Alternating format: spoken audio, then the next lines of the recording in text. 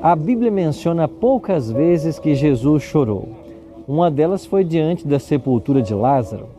A outra ocasião foi quando Jesus estava aqui, sobre o Monte das Oliveiras, e avistou a cidade de Jerusalém.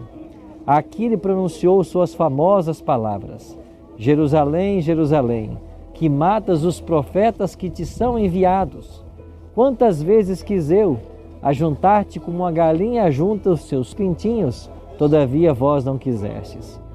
Jesus menciona nesse texto que profetas verdadeiros haviam sido enviados a Jerusalém. Ele também nos adverte que no tempo do fim haveriam falsos profetas.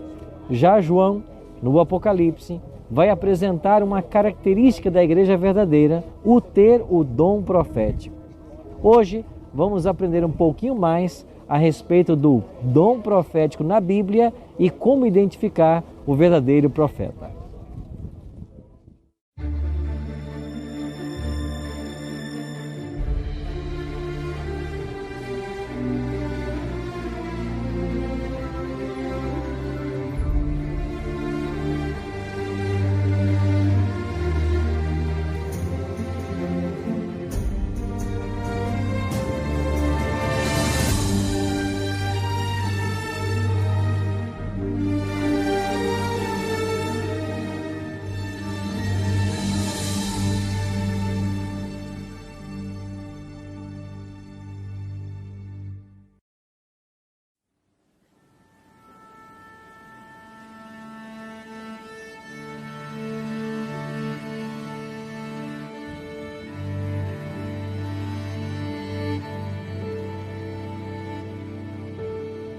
As Escrituras do Antigo Testamento, bem como as do Novo, elas chegaram até nós através do dom profético.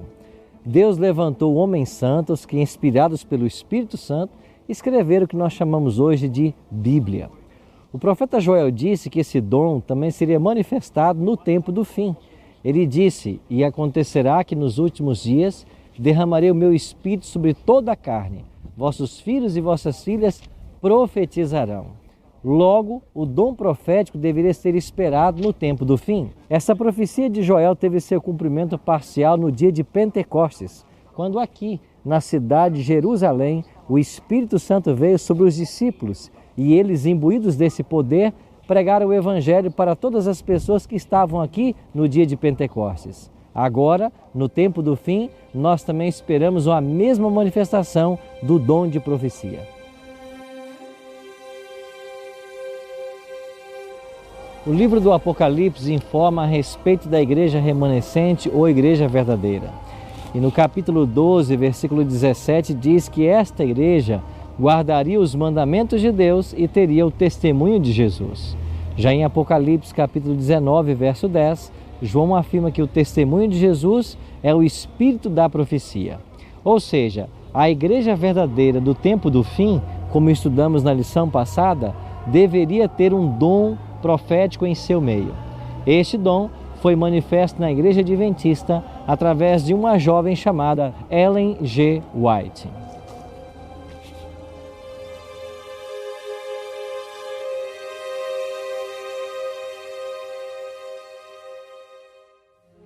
Ellen G. White tinha apenas 17 anos de idade quando Deus a chamou para o ministério profético. Antes do seu chamado, Deus havia chamado 2 homens, William Foy e Hazen Foss. Estes não aceitaram o chamado para serem profetas. Então Deus chamou Ellen para o ministério profético. A partir daí, durante 70 anos, ela dedicou sua vida ao trabalho do Senhor. Nesse período, viajou, pregou, escreveu, e a sua obra hoje acumula mais de 100.000 páginas manuscritas, que já foram traduzidas para diversas línguas no mundo inteiro. Mas como podemos provar que Ellen G. White é uma profetisa verdadeira? Jesus nos deu em sua palavra os testes de um profeta. Então temos que avaliar Ellen G. White à luz desses testes.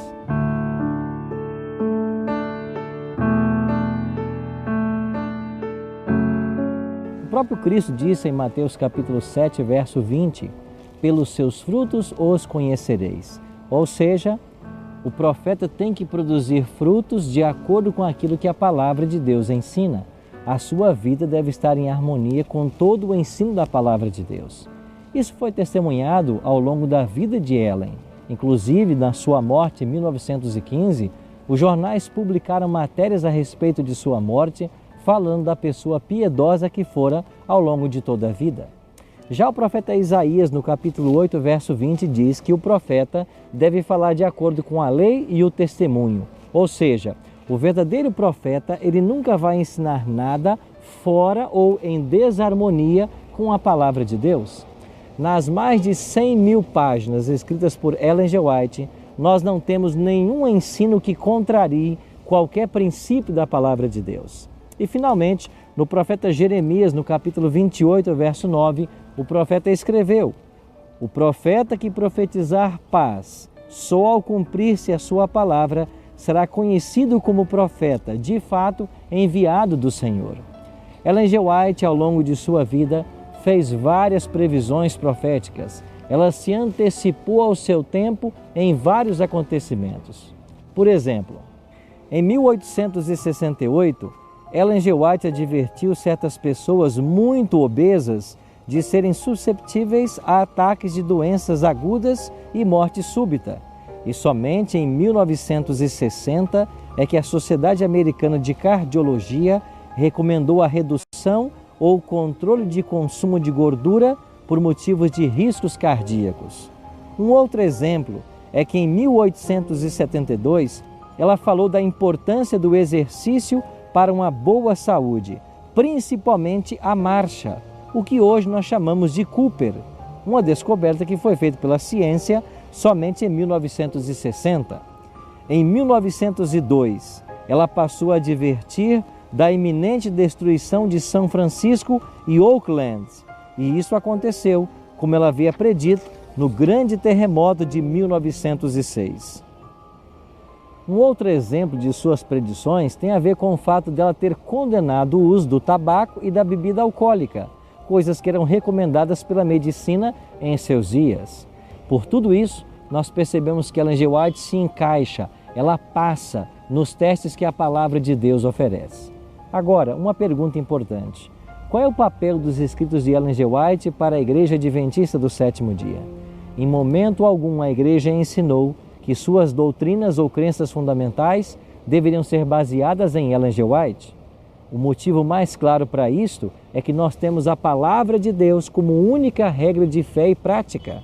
As 28 crenças fundamentais da Igreja Adventista não estão estabelecidas em Ellen G. White, elas estão estabelecidas unicamente na Bíblia, porque nós cremos num princípio sola Escritura, só a Escritura, defendido pela Reforma Protestante e por seu grande reformador, Martim Lutero.